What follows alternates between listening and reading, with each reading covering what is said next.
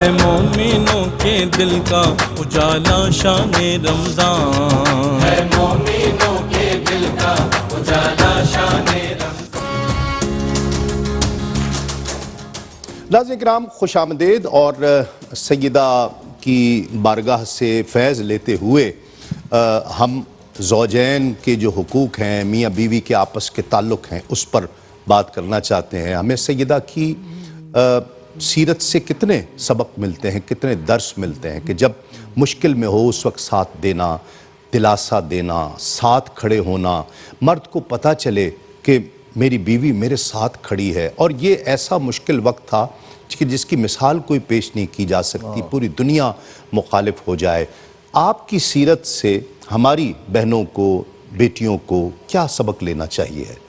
صابری صاحب دیکھیے، یہ جو میاں بیوی کا رشتہ ہے، زوجین کا تعلق، یہ جو انسٹیٹیوشن ہے، جی ہاں، یہ جو شادی والا، دین اسلام نے اور قرآن پاک نے جتنا حسین تصور اس کا پیش کیا ہے، دنیا کی کسی تہذیب میں نہیں ہے، اللہ اللہ اللہ، کسی اور کلچر میں نہیں ہے، کسی اور دین میں نہیں ہے جتنا خوبصورت۔ مثال کے طور پر قرآن نے پتہ کیا کہا؟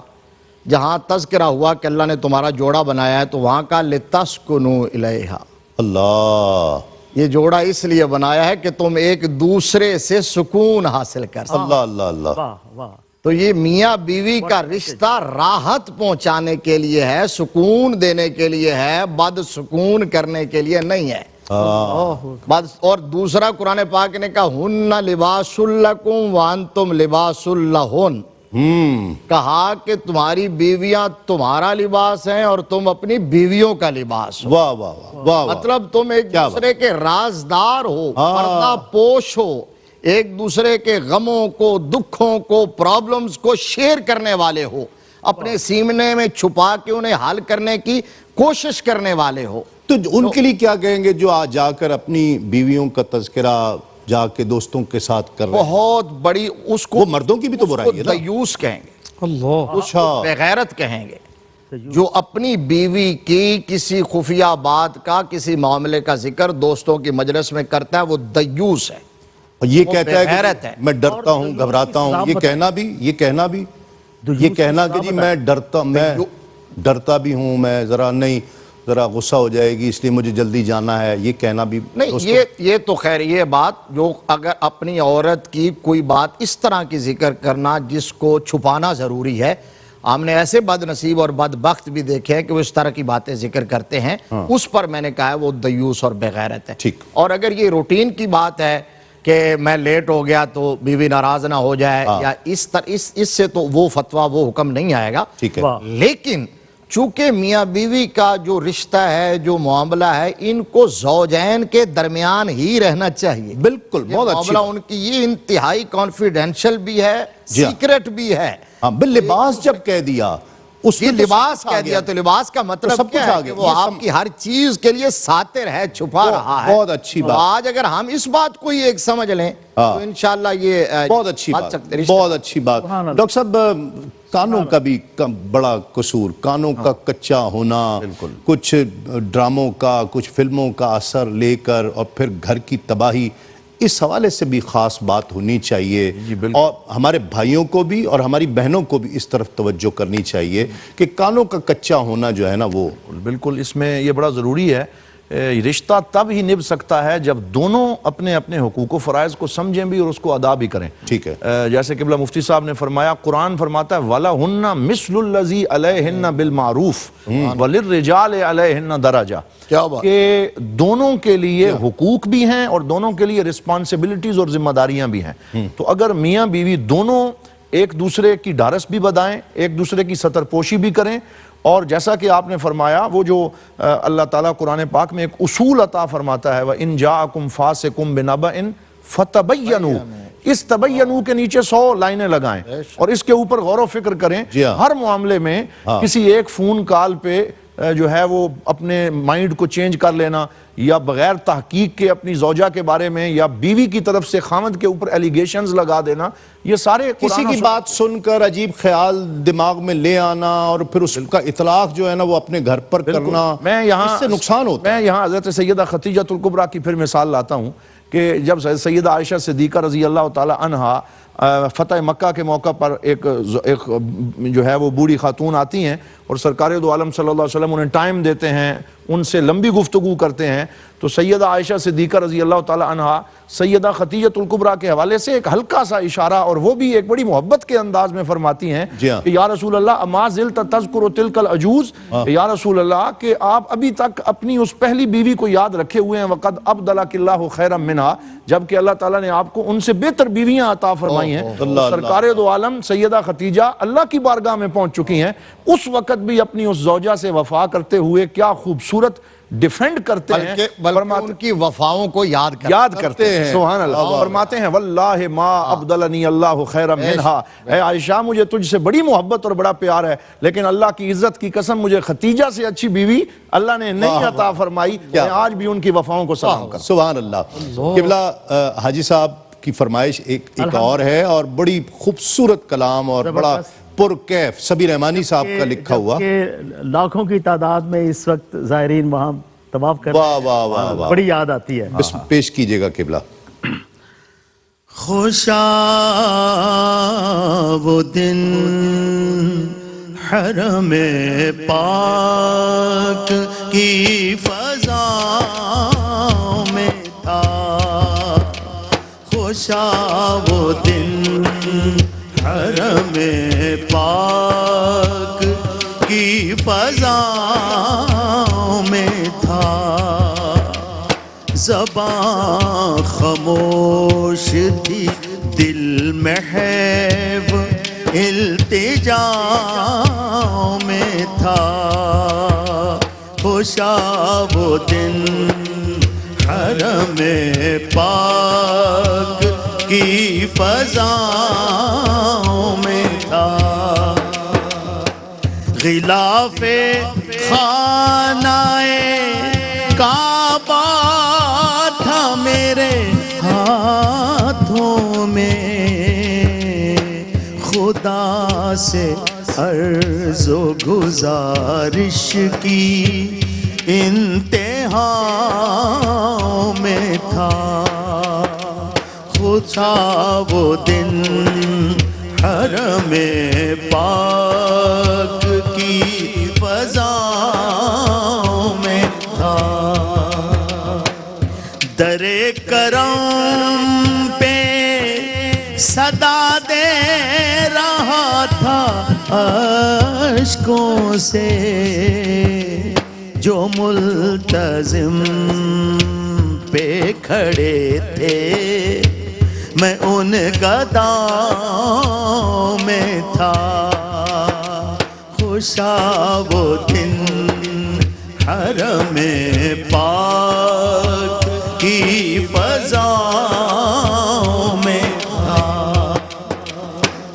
طواف کرتا تھا پروانہ وار کعبے کا، جہان ارض و سما جیسے میرے پاؤں میں تھا، خوشا وہ دن حرم پاک کی فضا میں تھا،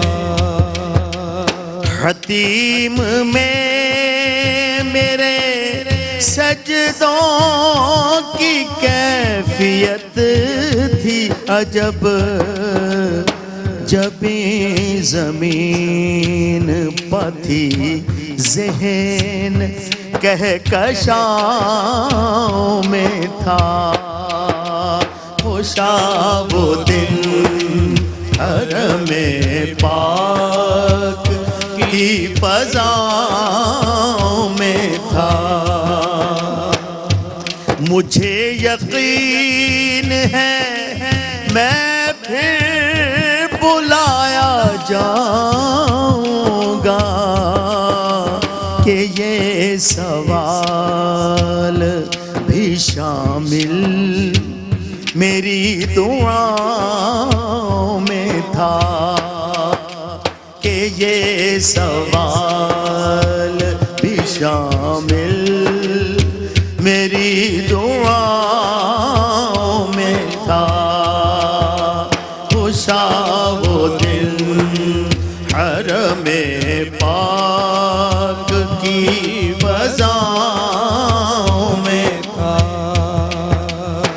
دھڑک رہا ہے میرے ساز روح پر اب بھی وہ ایک نغمہ جو لبیک کی صداؤں میں تھا خوشا وہ دن حرم پاک کی فضاؤں میں تھا زباں خاموش تھی دل محب التجاؤں میں تھا واہ واہ، سبحان اللہ سبحان اللہ۔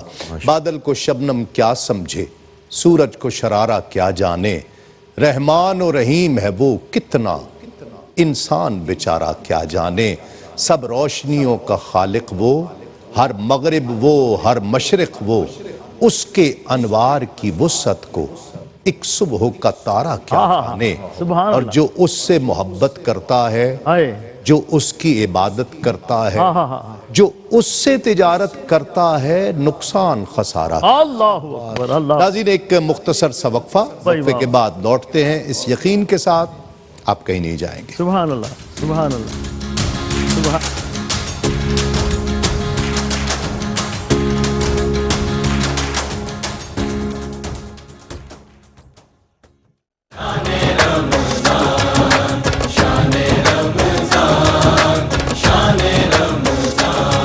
ہے مومنوں کے دل کا اجالا شان رمضان، ہے مومنوں کے دل کا اجالا شان۔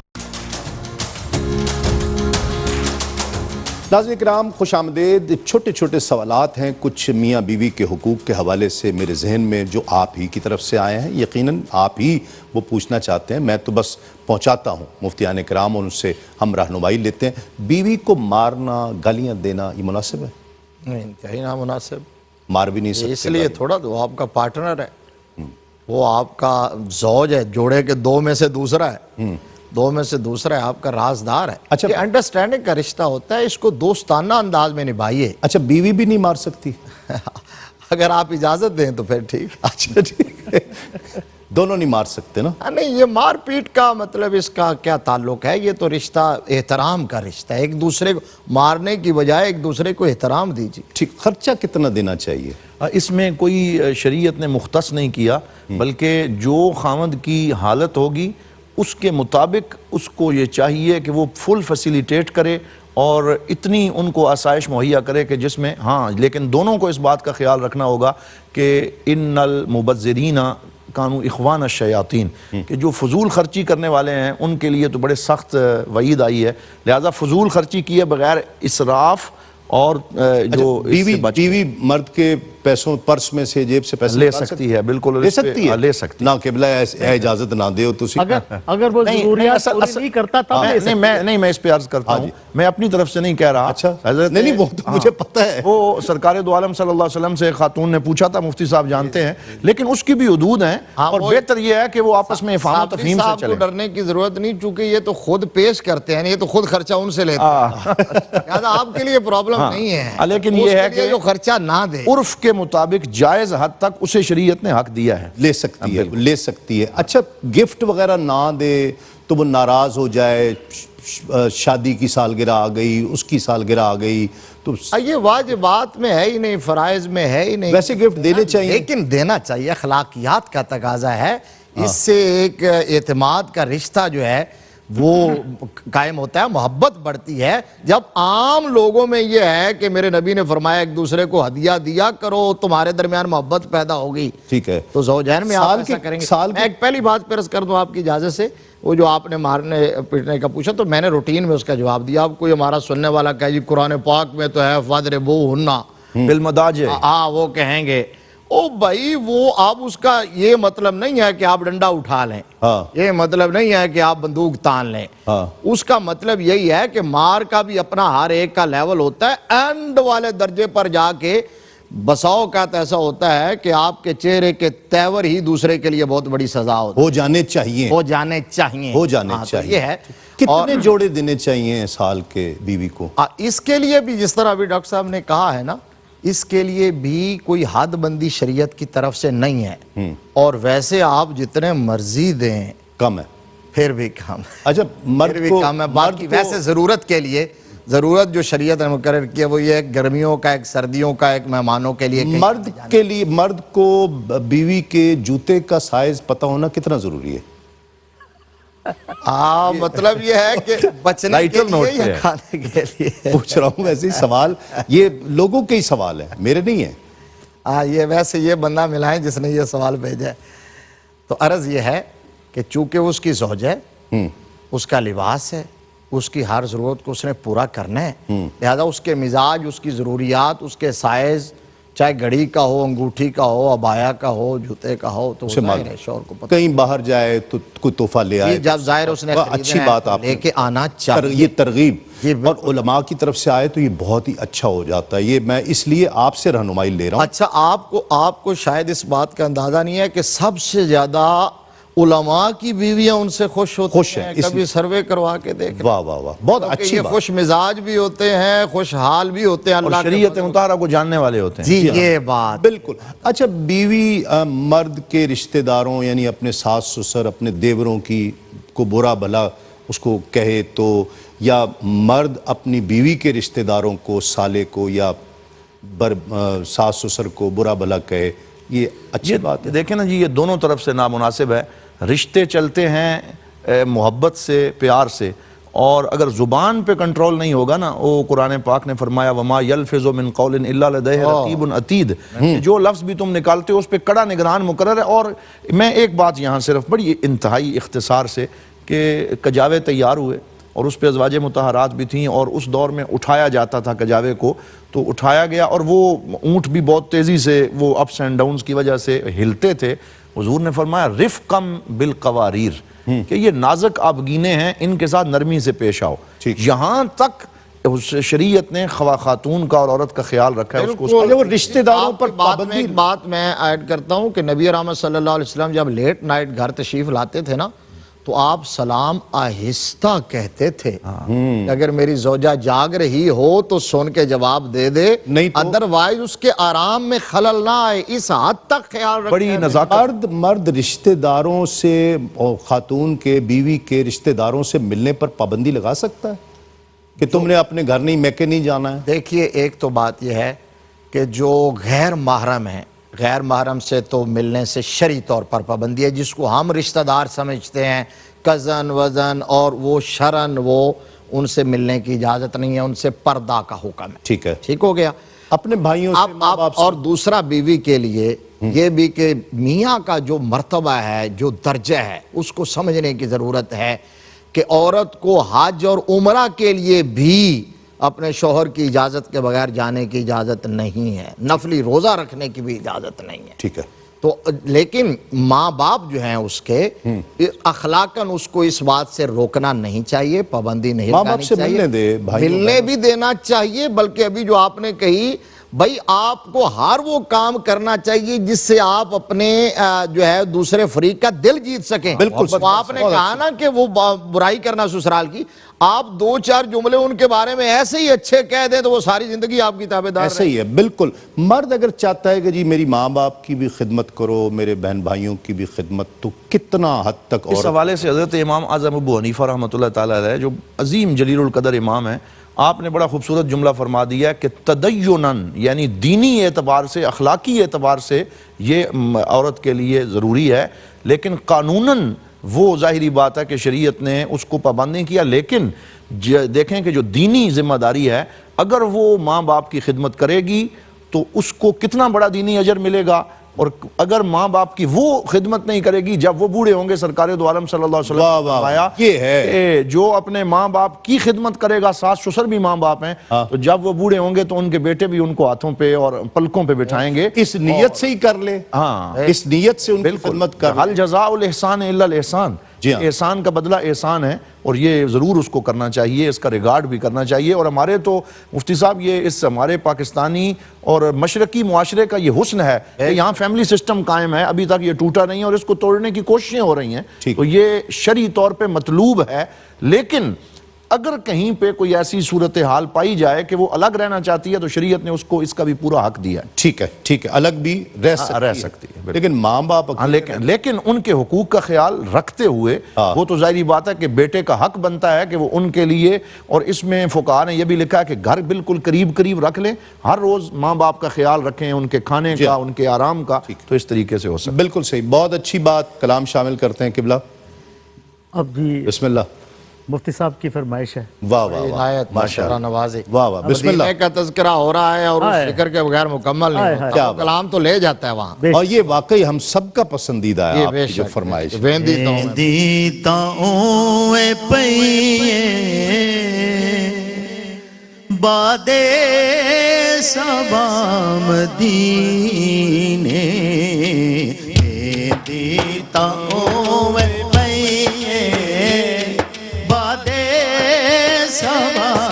مدینے دکھیاں دا حال چائیون دکھیاں دا حال چائیون دیوے سنا مدینے دیتا ہوئے پئیے بادے سبا مدینے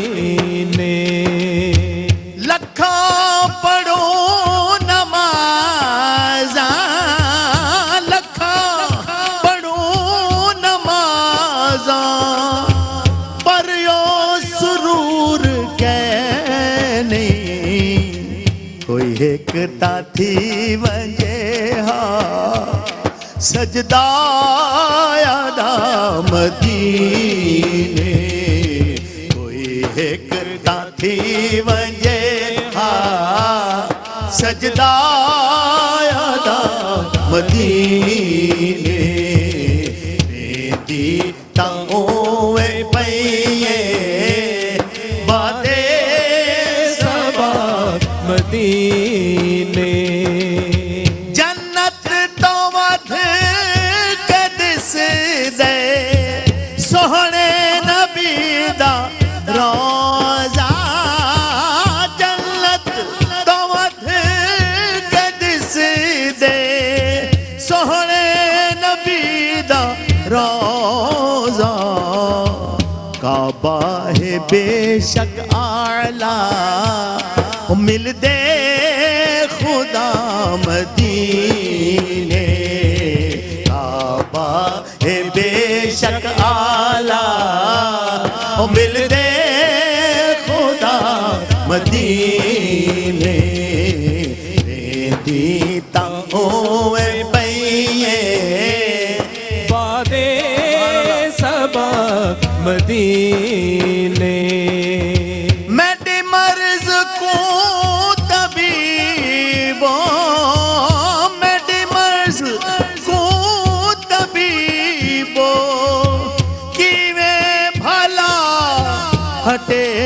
سو میرا دل ہے سینے اندر دل دی دوا مدینے میرا دل ہے سینے اندر دل دی دوا مدینے دیتا ہوئے پئیے مدینے شاکر شجابادی الحمدللہ شاکر بہو کچھ خدا ہے تیرا الحمدللہ شاکر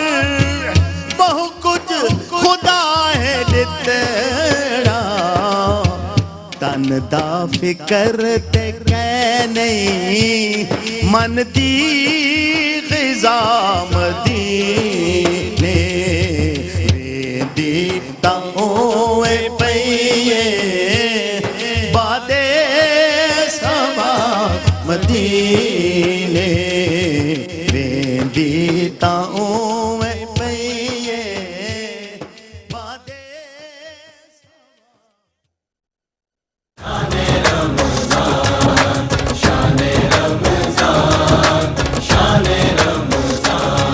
ہے مومنوں کے دل کا اجالا شان رمضان ہے مومنوں کے دل کا اجالا شان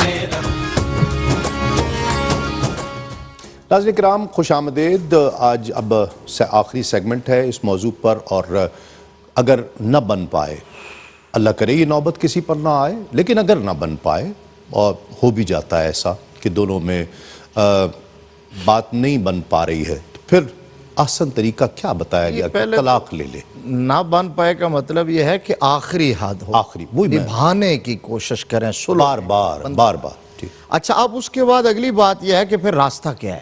ٹھیک راستہ شریعت نے بہت خوبصورت رکھا ہے، جس کے بعد آپ کو شرمندگی نہ ہو، ندامت نہ ہو. بدقسمتی یہ ہے کہ ہماری دین سے واقفیت نہیں ہے، ہمیں یہ بھی نہیں پتا کہ طلاق دینے کا مسنون طریقہ کیا ہے. لوگ ڈائریکٹ 3 فائر کھول دیتے ہیں، بعد میں پھر دوش اور الزام لگاتے ہیں اہل علم پر اور فقہ پر. ہمارا بچہ یہاں ہمارے اس ٹیم کا حصہ ہے، وہ کل مجھے پوچھ رہا تھا کہ جی طلاق بائن کیا ہوتی ہے. تو میں نے کہا لمبا مسئلہ ہے، تجھے پھر سمجھاؤں گا، آج آپ نے سوال کر دیا ابھی اس کو سمجھا دوں گا.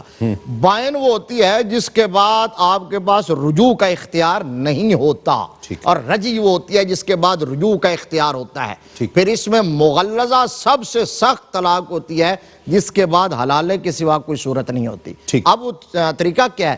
بالکل سمپل طریقہ ہے. اگر بالکل اینڈ ہو جائے، نبھا نہ ہو سکے، تو آپ جسٹ ایک دفعہ لفظ طلاق کے ساتھ، صریح لفظ کے ساتھ آپ اس کو طلاق دے دیں.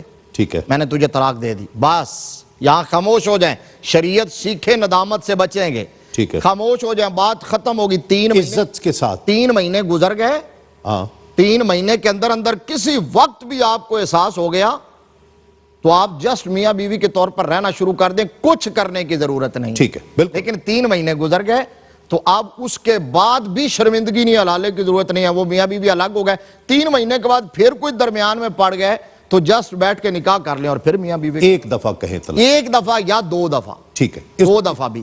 3 گولیاں نہ چلائیں، 3 نہ چلائیں، 3 نہ چلائیں، بس یہ بات. بہت اچھی بات. حلالے کی کیا حقیقت ہے ڈاکٹر صاحب؟ جناب علی، یہ یعنی آپ یہ سمجھیں کہ قرآن حکیم نے واضح طور پہ فرما دیا اور حضور نے فرمایا کہ ابغض الحلال عند اللہ الطلاق، کہ طلاق حلال چیزوں میں ناپسندیدہ ترین ہے. اور مفتی صاحب نے اس کا سنت اور احسن طریقہ بیان کر دیا. اللہ کرے اب اس میں ایک بات بڑی اہم آج آپ کے اس پروگرام کے حوالے سے پیغام دینا چاہتا ہوں اسلامی نظریاتی کونسل کے لیے، ہمارے ارباب بست و کشاد کے لیے. مصر کا ماڈل جامعہ الازہر کا، ٹھیک ہے، کہ وہاں بھی طلاق کی ریشو بہت زیادہ تھی، یہ حلالہ اور یہ ساری چیزیں بڑھ رہی تھیں.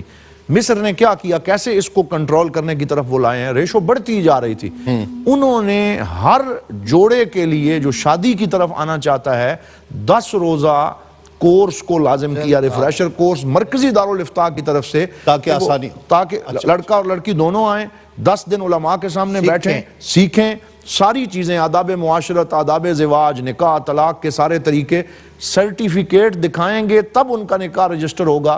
اس سے بہت بڑی بہتری، پہلے آگہی ضروری ہے. اچھا اب یہ جو حلالہ سینٹر بنے ہوئے ہیں جناب، پیسے لے لے کر اس طریقے سے صرف ایک حدیث پاک سن لیں، یہ تو تکلیف دہ ہے نا. یہ ایک حدیث پاک سن لیں کہ لعن اللہ المحلل والمحلل لہو.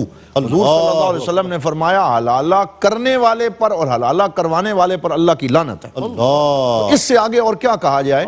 تو جو اس طریقے سے چیزہ لینے کے لیے، یا میں کیا لفظ استعمال کروں، اس طریقے سے جو کام کر رہے ہیں، اپنی نفسانی خواہشات کو پورا کر رہے ہیں، اور وہ تو لعنت کے مستحق ہیں اور ان کے اوپر پھٹکار ہے. ایسے لوگوں کے لیے ہی لعنت ہے، ایسے لوگوں کے لیے جہاں ضرورت ہو، جہاں ایک جینوئن مسئلہ ہو، اس کے لیے قرآن نے اصل کانسیپٹ بیان کیا اس کو تو سمجھتے نہیں ہم اس کا انکار نہیں کرتے، انکار اس کا کرتے ہیں جو حضرت نے فرمایا کہ دکانداری کھل گئی، اور اس طریقے سے یہ بھی تو ایک بہت بڑا زنا کو فروغ دینے کا ایک طریقہ ہے، یہ انتہائی غلط ہے، نہیں ہونا چاہیے۔ یہ علماء نے بڑا واضح طور پر کہا کہ یہ جو، اور سرکار نے کرائے کا سانڈ فرمایا، بالکل کرائے کا سانڈ ہے وہ شخص۔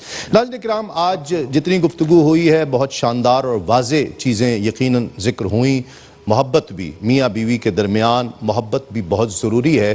میرے نزدیک محبت سے بڑھ کر احترام ضروری ہے، رسپیکٹ ضروری ہے، ایک دوسرے کی بات کی، ایک دوسرے کی ذات کی، ایک دوسرے کی پسند ناپسند کی، یہ رسپیکٹ ضروری ہے۔ محبت سے رشتے چلتے ہیں، بنتے ہیں، پنپتے ہیں، لیکن اس کے ساتھ ساتھ بنیاد احترام ہے، رسپیکٹ ہے۔ آقا علیہ السلام اور ام المومنین حضرت خدیجۃ الکبریٰ رضی اللہ تعالیٰ عنہ کے درمیان جہاں آپ کی سیرت مبارکہ سے ہم محبت دیکھتے ہیں، وہاں احترام دیکھتے ہیں۔ آقا علیہ السلام نے اور ام المومنین نے اس کا درس دیا ہے۔ آخر میں چونکہ آج دن ہے ام المومنین کا، تو یہ 3-4 اشعار میں آپ کی بارگاہ میں نظر کرنا چاہتا ہوں۔ کونین ہے صدف تو گوہر اس کا خدیجہ، منزل میرے آقا ہے سفر اس کا خدیجہ، ہے سایہ فگن موسم گل جس پہ ہمیشہ، وہ گلشن ایمان ہے شجر اس کا خدیجہ، ہے جلوہ فگن عالم نسواں پہ جو ایک نور، نسبت کا شجر ہے تو ثمر اس کا خدیجہ، اور اسلام پھلا پھولا صدا جن کی بدولت، اسلام پھلا پھولا صدا جن کی بدولت، کنبہ ابو طالب کا تو گھر اس کا خدیجہ، اور منزل ہے اسی کی جو پکارے گا نبی کو، منزل ہے اسی کی جو پکارے گا نبی کو، منزل ہے دعا اور اثر اس کا خدیجہ، کونین ہے صدف تو گوہر اس کا خدیجہ، منزل میرے آقا ہے سفر اس کا خدیجہ۔ تمام مہمانوں کا بہت شکریہ۔ آخر میں منقبت ہی گزارش ہے، قبلہ منقبت ہی پیش کریں گے۔ کل انشاءاللہ آپ سے ایک مرتبہ پھر ملاقات ہوگی۔ تسلیم احمد صابری کو اجازت دیجئے۔ السلام علیکم۔ تسلیمات۔ مصطفیٰ پر فدا خدیجہ ہے، مصطفیٰ پر فدا خدیجہ ہے، مالک دو سرا خدیجہ ہے، مالک دو سرا خدیجہ ہے، سب سے پہلے حضور کو مانا، سب سے پہلے حضور کو مانا، نور راہ خدا خدیجہ ہے، نور راہ خدا خدیجہ ہے، مالک دو سرا خدیجہ ہے، ان کا سر تاج تاج نبیوں کا، ان کا سر تاج تاج نبیوں کا، دین حق کی ضیاء خدیجہ ہے، دین حق کی ضیاء خدیجہ ہے، نان حسنین اور زینب کی، نان حسنین اور زینب کی، ام خیر النساء خدیجہ ہے، ام خیر النساء خدیجہ ہے، راہ حق میں لٹا دیا سب کچھ، راہ حق میں لٹا دیا سب کچھ، کنز جود و سخا خدیجہ ہے، کنز جود و سخا خدیجہ ہے مصطفیٰ پر فدا خدیجہ ہے مادر مومنی ہے وہ ساجد مادر مومنی ہے وہ ساجد مادر مومنی ہے وہ ساجد طاہرہ پارسا خدیجہ ہے طاہرہ پارسا خدیجہ ہے مصطفیٰ پر فدا خدیجہ ہے مالک دو سرا خدیجہ ہے مصطفیٰ پر فدا خدیجہ ہے